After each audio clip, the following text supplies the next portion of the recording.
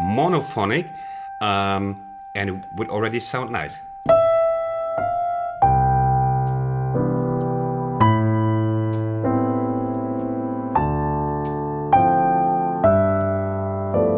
A warm welcome, everybody. What is in this lesson? Well, I will with you prepare a wonderful old composition by Rogers and Hart to be played in a cocktail bar. For this I will go step by step and also repeat, which some of you might know already, the concept of and the importance of the voicing to make it sound luxurious. I will do that now with my new software with arrows and dots to make it even clearer to you. And boy, is this work. It's 10 times more work than just talk and play. This has consequences for you. Even if you don't play piano at all, even if you just pass by to buy some milk, you leave me a like. Only if you leave enough likes, I know you want the second part also. Let's go. Enjoy. So first thing I do, I pick one in C so that you don't get a culture shock the very first second. I would go about the voicings, and that's what we're going to do here first. The song is called I Could Write a Book. Well, I couldn't, but I can still pretend it. And we have this first line: C major, A minor 7, D minor 7, G7, C major 7. As the learned musician as you are knows, this is a 1-6-2-5 combination. It's not really important that you know it for now. We have the C, the root, and then typically in C I can start with the 3-5-7-9 voicing. It's important, as you know, that we have the description by the intervals. The 3 is the third, the 5 is the fifth, the 7 is the 7th, and it means the major 7th here, and the 9. That means if we have a major chord and I say the 7, I automatically mean the major 7. If the chord is chord C7 and I say play the 7, then of course it's automatically the minor 7. Okie dokie. So in this case, it's in a wonderful range, this 3-5-7-9 voicing, you see? And you know that already. It's a really great voicing, also in pop music. And we go on. We now have this A minor 7. So what could I do about the A minor 7? Let's choose something nearby. I could either choose the 7-2-3-5 voicing. Can you see what I mean with 7-2-3-5? The 2 is interchangeable, the term with the 9. You see the 2, if we play the 2 over one octave, we have the 1, 2, 3, 4, 5, 6, 7, 8, 9. It's the same note. We are in A, the 2 is the 9 is the 2. Depending on the book, it's called either the 2 or the 9.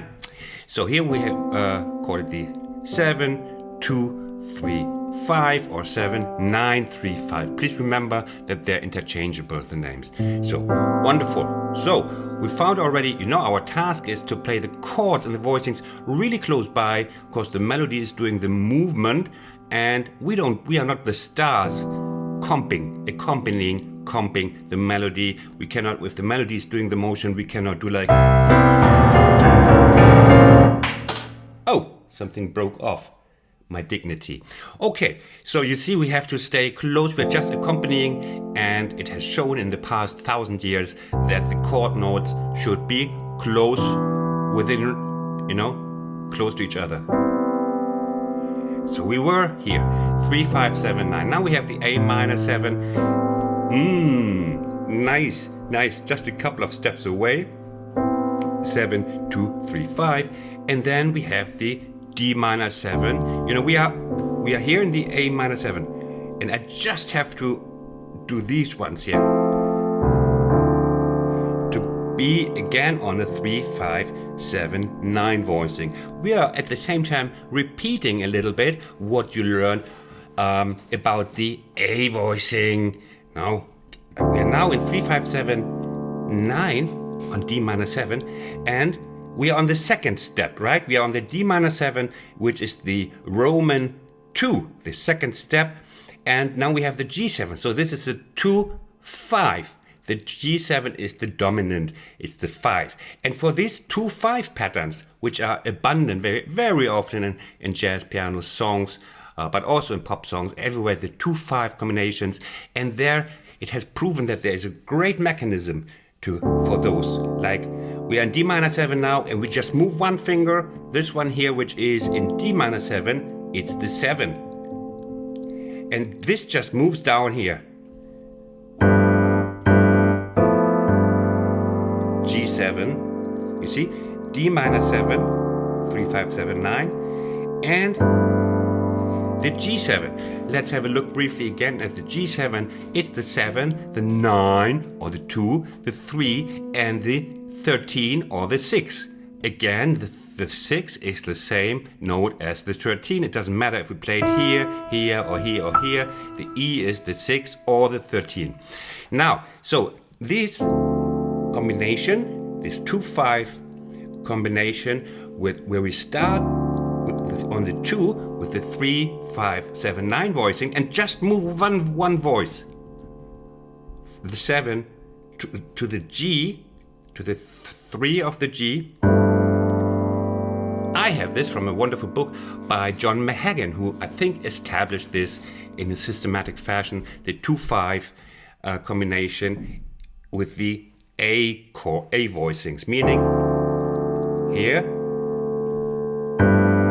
the whole thing is called the A voicing mechanism. Just start on the 2 with the D minor 7, and then just the one voice going to this G7 voicing, and it's beautiful, you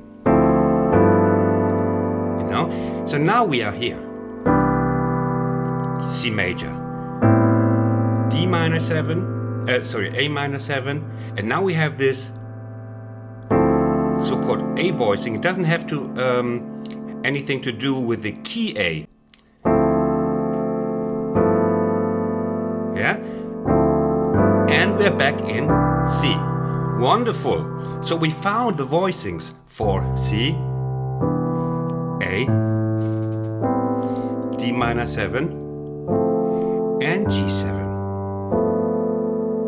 and C. Wonderful. I'm going to do this, of course, soon, very soon, as a tutorial for the song, so you are really nicely prepared. If you follow me here and then in the tutorial, you know exactly what I'm doing there. Now we could already add the melody, even single voice, monophonic, and it would already sound nice.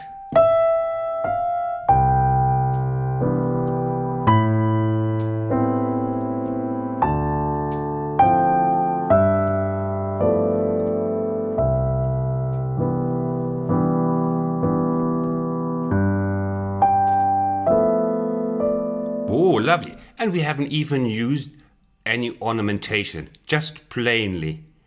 If we use this in octave, we could already have a concert and get thousands of dollars.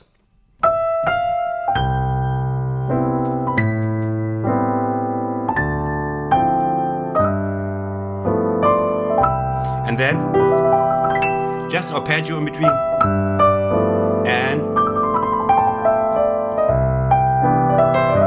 And then we got the gig. That's what we want. We want gigs. We musicians need to survive. So, basic structure, check. Now we have, let's say, this second line waiting for us. So we're here to... I use the fourth bar completely as a G7. Why wait for the last chord with the G7? So, the fourth bar I use completely. And I use the voicing we did before. 7, 2, 3, 6. Also called, come on, yes, you from South Africa, what's your name? Okay, righty, 16. Now we have the second line. Oh, now it's getting easy, because we have the C major again, the G. We just played what we just played. Great sentence, take that down, Christian. The G7, again C, and now we have the C diminished chord. You see there is a small 0 It's a small O, probably for, I don't know what it's for. Maybe it's just bird's poo. So we have the C, bird's poo 7, and it means diminished. That's easy for now because we have these C's, and diminished means just 3 minor thirds, like C, first minor third, second minor third, third minor third. Each minor third consists of 1, 2, 3 half steps. Bop, bop, bop, and then bop, bop, bop, and bop, bop, bop. And then we have C7. So we're coming again, second line.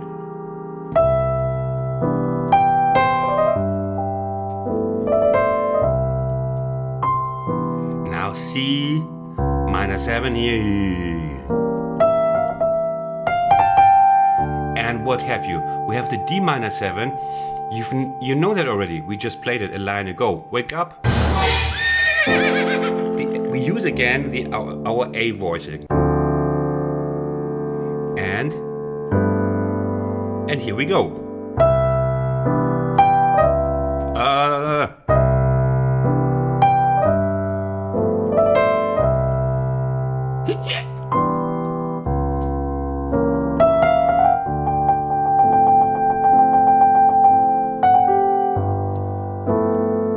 Lines mastered.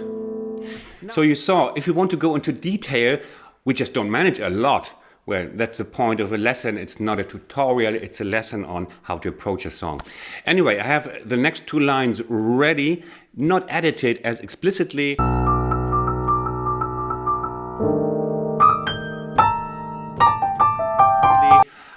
So even if this doesn't continue, it's up to you. You can still watch it on my Patreon side. Support me on my Patreon side. You always get a little bit extra here. It's the next 2 lines for this song. Otherwise, I see you with the next part on this next week already. What about that? Take care, stay safe, stay good people, and all the best from Berlin.